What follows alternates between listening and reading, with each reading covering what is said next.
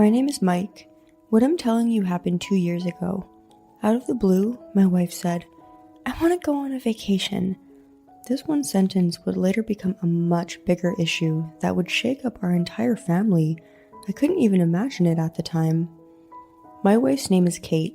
We got married 5 years ago and had a son and a daughter. I was so busy raising our child that I certainly didn't get to travel as much as I would have liked. Unexpectedly one day, my wife said, "Come on, I want to go on vacation." "Yes, but we have a kid we have to keep an eye on." I said, "How about we just relax at home? This is the only time I can do this." "If we can't even take a vacation together, we might as well get a divorce," she insisted with such an overwhelming force. I had no choice but to talk to my parents. They agreed to come along as babysitters. To be honest, my parents might have wanted to go on a trip. I couldn't deny that. Anyway, it would be a little easier if my parents would come with us. But then my wife said, "Why don't my friends, another couple, come along too?"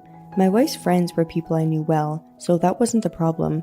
But somehow, by casually agreeing, we ended up adding our parents, my wife's friends, and their parents to the family trip. Such a difficult situation. We're all very close family friends. The big group was like a school trip. It's not that bad, but it was my responsibility to book rooms at the destination. Finding a hotel with enough rooms available for the number of people on the trip was quite difficult.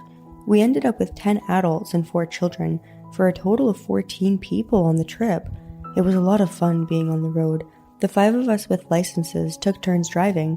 In the car were a bunch of nice adults who were as excited as though they were kids again. I've never laughed so hard at a game of I Spy. It may have been the first time in my life, but I was actually feeling a little uncomfortable at the time. I don't know what it is, and I don't know when it happened, but my wife and wife's friend husband, Kent, were strangely close. She was so lovey-dovey with him that I wondered whose wife she really was. It was my wife's friend, Emma, of all people, who was first to speak up about the strange situation. "Hey, why do you guys keep sticking together?" "What? Really?" "I don't think that's true." "No, you two seem strangely close. Don't you think so, Mike?" "Well, to be honest." "Hey, Emma, why are you getting so worked up?" "I'm not. If you guys want to flirt so much, then go ahead and do as you please." "So you're giving me permission? Fine, then I'll flirt without hesitation." "Hey, let's just forget about it." My wife and her friend's husband were so caught up in the moment they didn't even notice. At that time, all the adults except for those 2 fools and the children recognized the huge negative energy coming from Emma. My father, who was driving the car, saw Emma's face in the rear view mirror. He shouted behind him, "Come on, settle down, you guys." I told them, "If you guys keep sticking together, Emma will be in a bad mood." Oh dear, and Mike is as tense as ever too. Let's just try to enjoy the trip. Yes, Mike's killing the mood as well. No, it's not my fault. You guys are making Emma feel uncomfortable, that's why. Even the children, who are 3 to 5 years old, can sense that Emma's mood is affected. Why can't you 40-somethings read the air and just be quiet? I'm just saying, I don't understand it. The tense mood continued until we arrived at the hotel. Even though everyone was rowdy earlier, the atmosphere now seemed like a funeral. Even in this situation, my wife and her friend's husband were still being lovey-dovey, flirting away. I'm not jealous or anything. The inability to read the room really ticked me off. Even though the atmosphere was bad, I thought going to the pool might make it disappear and lighten up the mood. After putting my luggage in the room, I immediately proposed going to the hotel pool. Everyone was surprisingly in the mood to go, which was a bit of a relief. We played in the pool for a while I was giving the children juices to drink. My wife and her friend's husband were whispering at the entrance of their restroom away from the pool. When I looked where they were pointing at, there was a sign that said, "Private beach ahead." As it turns out, this hotel also has a private beach, and it was possible to get there from the restroom. But recently, I think it's written in the hotel guide that you are required to wear a swimsuit, even on the private beach. This is because of recent happenings that went against public order and morality or something. "Hey, do you want to come back here later?" "Let's do it." "I'm sure we can sneak off our swimsuits in the middle of the night." "Sure, I'm sure there won't be anyone here at night. I guess it'll just be you and me on the beach." What the hell are they talking about? don't tell me the two of them were planning to go to a private beach together? No, my wife would never do this with a friend's husband. I knew they had that kind of relationship. I almost let out a gasp, because before I knew it, Emma was standing right behind me. Seriously, unforgivable. The look on her face was the same demonic look she had in the car. Mike, you're going to have to help me take those two down. Do you blame me for it? No, I don't blame you. Mike, I'm sure you must know that my husband Kent and your wife Kate are having an affair. Yeah, I figured that's what's going on. After talking to Emma, it seems that it was my wife who had invited them to this family trip. At the time, Emma declined the invitation out of consideration, but my wife and Emma's husband kept insisting. Emma finally reluctantly agreed. In other words, for my wife and Kent, their main goal was to enjoy the trip together, and everything else was just to camouflage the affair. Were they trying to hide the tree within the forest? Was it just a thrill for them, not knowing when they'd get caught? I'm just a normal person, so I don't know. All right, let's expose this scene of infidelity so that they can't make up any excuses. It's not good to confront them about it here and now, or else it will just end up with them just making excuses. That's true. Even if we confront them about the infidelity without any real proof. I don't know either, but it's the only way. In that case, there's no way to avoid involving our parents. Yeah, so that they can reflect properly on what they did, let's make it the biggest deal possible. After that, everyone went to have a barbecue together. Although it was a big party with lots of drinking and singing, Emma and I pretended to drink while not really getting drunk. I was monitoring my wife's and Kent's actions, and then, when everyone returned to their rooms after it was getting late, the moment finally arrived. Has Kate left the room? Yeah, she should be in the pool's restroom area by now. I saw her walking away with your husband. Hey, Mike, what are you saying at this hour? I'm tired. What is it? Is it 3 o'clock in the morning? I'm tired from all the traveling today. Let me sleep. Come on, please bear with me a little longer. You can sleep for as long as you like when we're done. What do you mean? Emma, what's going on? Anyway, just follow us, okay? Kate and Kent should be down the hallway. I don't see Kate, but the pool is just up ahead.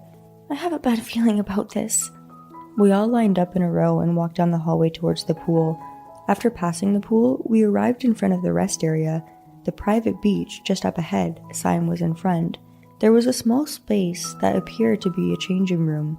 Look, this is Kate's underwear. I wonder if that's Kent's. I just knew those two were on a private beach just ahead. Wait a minute. The sounds of a man and woman moaning, tumbling in the water could be heard. Hey, that's Kate's voice. That son of a bitch. He betrayed my Emma. I won't allow it. Let me take care of it now. Before we get to that, let's collect some clothes here. I managed to claim the bloodthirsty parents and retrieve the strewn underwear and clothing. They were probably on a private beach having a go at each other. After making sure they could not escape, we conspired another raid. Who's going first? I'll go first. I think we should let Mike and Emma take the lead here. We'll hold them off so they don't get away. I suggest you take this opportunity to give those idiots a good beating. I understand. Well, then Emma, let's get right into it. Yes. Let's do it. We opened the door to the changing room and stepped right out onto the private beach. My wife and her friends' husbands were right in the act. When they noticed us, their jaws dropped to the ground. They were so surprised that they couldn't speak. Oh my goodness, I'm so sorry to interrupt your fun. You must be drunk. Get back to sleep. I've been drinking non-alcoholic beverages all night. We looked drunk, but it was all an act. An act? Emma, calm down. This is not what you think. Oh, what should I think? You two were having so much fun. I knew you two had a thing for each other. Then the two of them gradually started to distance themselves from us. Kate, this can't go on like this. Let's escape now from here and make plans for the future somewhere else where we can all calm down. I understand. It seems like they were whispering something to each other. Nonetheless, both Emma and I were calm. After all, we had their clothes in our hands. Let's run to the dressing room, take your clothes and run outside of the hotel. Until we get there, let's scatter in different directions. Be careful not to get caught by Mike and the others. With a bang, Kent reached the changing room first and hurriedly opened the door to the changing room. But what awaited him outside was their parents. My wife and Kent looked stunned. Hey, where are you two running off to? Dad! Kate, what is the meaning of this? Come, sit down right now. Tell us how things ended up here. How dare you humiliate us? Don't think you're going to get away with this scot-free. With this, my wife and Kent are finished. All that's left is to question them. I let out a sigh of relief. Wait, Kent, don't leave me. Wait a damn minute, you. To my surprise, Kent ran out of the changing room completely naked. He ran towards the main hotel building. Even though it was 3 a.m., there would have at least been a hotel staff. If he were to run into someone like that, it would cause quite a commotion. Hey, what are we gonna do? I have their clothes. Let's just go after them. If we don't go after them, we're going to be in trouble. Damn, that stupid girl. But it was already too late. The moment we turned around to chase the streakers, ah! A deafening scream echoed from the main building. As we rushed to the main building, we heard the housekeeper scream. Other guests and hotel workers were surrounding the two idiots, who were fumbling around as if they had just been born. Pervert! Go get the police, quick! Even a pervert! No, we're not perverts. What are you saying? You're completely naked. Clearly, not a pervert at all. Please, no cameras. Please don't post that picture on social media. The concerned family finally arrived. No, this is not good. I was one step too late. Oh my god, they think we're like them. Let's pretend we're also just onlookers. Yeah, that's right. Remember, let's not let them think we're part of the group. Why are you looking from so far back? Explain to these people what's going on now. Shh, don't make eye contact. Don't ever respond. Come here, the police are coming. Emma, Dad, Mom, somebody help me. Afterwards, my wife and Kent were thrown out of the hotel and had to stay at the police station. The rest of us fully enjoyed our 3-day, 4-night trip together, and on the last day, we went to pick up the two fools, and on the way back, we went to the courthouse to file for divorce.